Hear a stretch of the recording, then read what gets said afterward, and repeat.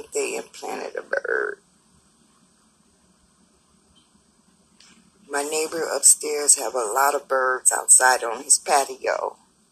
He might be the bird man, the one who's involved in all of this. Him and his brother and his wife, I think he is the one involved as well. But there's more people. But he's got a lot of birds on his patio. And he may be putting chips in them so he can put in people like he did me or like was done to me. Because this definitely looked like a bird that was implanted in my body. Definitely that. And that looked like wings.